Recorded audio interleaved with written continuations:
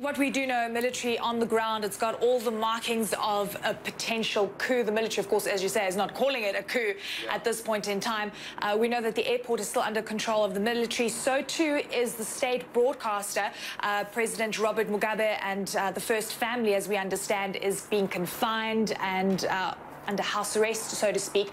But talking with President Jacob Zuma, we know that apparently everyone is fine. I was watching the Zimbabwe news broadcast this morning, and of course, as I mentioned, it is under military control at this point in time. A mixture of news coming through this morning, but one of the key elements that came through was that peace and stability needs to kind of stay in place, that people are urged to go back to work, that it's all about peace. The military is also hosting a 3-day summit in Masvingo over the weekend that is going to be focused on peace and stability. So the military, I think, is just going on about making sure that peace and calm remains in the country. And the reason that they need to do this is to ensure that there isn't any kind of hardcore regional intervention. And we know that President Jacob Zuma's envoy has been sent there this morning, and hopefully they're going to be engaging in some kind of negotiation or even meeting with President Jacob Zuma. But the region is definitely on high alert because if anything does play out, or any kind of violence is sparked, then it becomes a regional problem. And of course, there needs to be as much calm as possible at this point in time in a very difficult and of course tense situation. Jacob Zuma sending an envoy to Zimbabwe to engage in talks, as you mentioned there.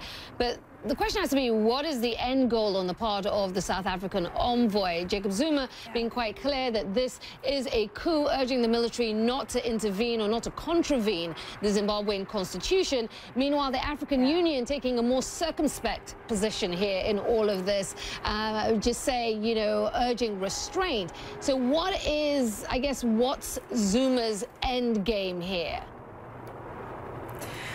Well, Zuma and Mugabe, we know, are close friends. In fact, Mugabe was invited to the World Economic Forum a little earlier this year, which, of course, raised a lot of eyebrows, given the fact that Zimbabwe, of course, has been under international scrutiny for a lot of issues over the past 20 years or so.